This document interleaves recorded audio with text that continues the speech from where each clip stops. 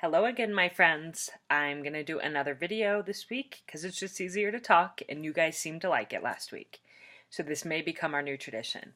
Okay, so for today's Tip Tuesday, I'm going to be answering some questions that came after last week's Tip Tuesday. So I really do mean it when I say hit reply and ask me any further questions. Whenever possible, I really will try to answer them, either here or in an email when I can. Um, okay, so last week we talked about, do you need to have a big following in order to get a big guest to come on your show? The answer to that is no. And I went into all of that detail in the last video. But then there were some follow-up questions about these interviews and getting guests on the show. So one question was, do guests like to have all of your questions in advance? And that goes along really well with this email. I'm just going to read it. That asked me, do you exchange a lot of back and forth before they come on the show? For example, do you say, hey, Susan, I love you more than sliced bread. I have a podcast about motherhood. Now let's send emails back and forth for 2 weeks about what you may be able to contribute. Or do you send them a lot of questions? Or do they send you their 3 takeaways? Do you give them a specific topic you'd like them to talk about? Or for a first-time interviewee, is it more of a brainstorming of ideas and you let them decide? Okay, really, really good questions that are on a similar vein. And this is going to be different for every show, but I'll tell you about my experience being the host and my experience being the guest. So for my show is unique in that every episode is formatted around 3 major takeaways. So that is what I get from guests before the interview, is their 3 takeaways. And how I prepare for their interview is, first of all, I have guests submit like a proposal. Okay, let me go back. So in the beginning, it was me reaching out to guests that I really wanted to have on my show, and I would generally come to them with an idea for a topic in answer to that question. So I would, like, if I was aware of their content, their expertise, or I was following their Instagram and saw a post that I really loved that I wanted them to talk about, I would email and say, this is my podcast, I love your work, I would love for you to teach on this topic with 3 concrete takeaways, or I'm open to any other topic ideas that you may have. And then generally we would email back and forth a couple times, and they would tweak it and say, I'd rather take this avenue, or they would say, yeah, that's great. But I always did say, in order to be prepared for the conversation and in order for me to host it well, I do need your 3 takeaways in advance. So I always have that. And before the interview, I look at their 3 takeaways and I just brainstorm a little bit of, like, do I have any stories or personal experiences that I might be able to share under each of these topics? And I write them down on the outline. And then sometimes they fit in, sometimes they don't. I really try to listen hard to the person and not, like, always be thinking of, like, what's the next thing I'm going to say. I try to listen to them, and then if my stories fit in, great. If they don't, that's fine too. But it does get me in the mindset of really being prepared to engage with them, to listen, and as well as add my own ideas.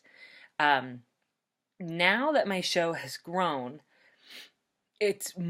I still do reach out to people on occasion that I, like, really, really want to have on the show, and I would follow that same format. But it's a lot more that people are reaching out to me and asking to come on the show, and too many people that more than I have room for. And so I've come up with a process for that, where I actually have an official proposal form that I send out, it's a Google form. So if people email me and they want to be on the show, I will say, I actually have my assistant, Molly, say, and we'll talk about having an assistant at some point, but it's amazing. She will say, thank you so much for your interest. We're honored. here's our proposal form. And there's a few questions there, as well as that they do input their 3 takeaways in that proposal form. And then Molly and I have to make some really hard decisions because I only air 1 show per week, and sometimes I do solo episodes. And so there are actually very few slots for interviews, so it's tough. And sometimes I can't accept everyone, and that kills me. Especially because 99% of the proposals that I get are excellent. Like, people don't go to the trouble of reaching out and putting together a proposal of their takeaways unless they're really passionate and they have good ideas generally. So 99% of the proposals, I'm like, I would love to have you on my show, but I can't have everyone on my show. So that's something that, sorry, I was just trying to clean that camera. That's something that might happen a little later in your podcasting journey, depending on where you're at now. That it may start to switch from you reaching out to people reaching out to you. And even now, when I reach out to people that I want, I still send them that same proposal form. And that way I can keep everything in one place. Like, all of those proposals are together. I'm not searching back through my email and like reading back through a million threads trying to find their 3 takeaways. It's all there, and it's great. Okay, let's see what else. Having been a guest on people's shows, I do appreciate having at least some of the questions in advance. It helps me to prepare for the interview, and it helps me to prepare for the interview, but it also really helps me to give them great, unique content. When I have time to prepare it and brainstorm and write down, then I can make sure that I'm not just giving the same content, the same answers in every interview. I can dig a little deeper and think of unique stories to tell. So I do think that it's good to send them some questions in advance when you can.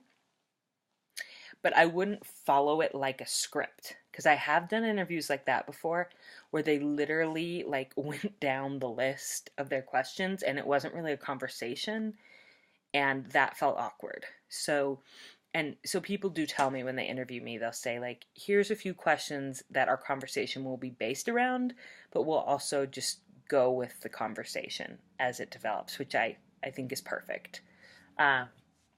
So that is my response to that. Do they like to have all of your questions? And did I answer from that email? Hopefully I did answer those questions from that email. And then the last question that someone asked me is, how do I thank my guests?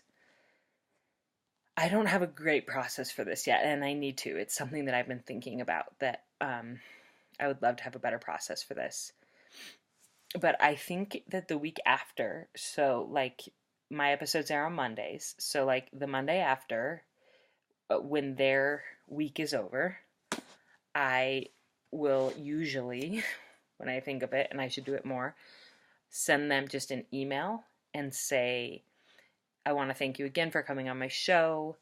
I heard so much great feedback, and if I have an example of that feedback, I will include it. Like if I have a screenshot of a DM that someone sent me or an email I can copy and paste or forward that has really positive feedback about it, I'll include that and just say, you really touched my audience. I can't thank you enough. Thank you, Rachel. So just having that little touch point of connection again, I think is valuable. So this person asked me, like, do I send a handwritten thank you note? Do I send a gift card? No, I don't. But I mean, I think that those things would be great if you can keep up with them and manage that much extra work. I also think that an email is just fine.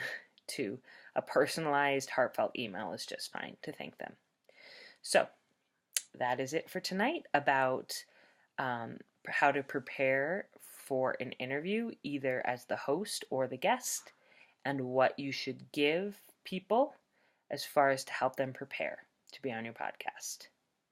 As always, hit reply, tell me if you have any questions, and we'll talk again next week.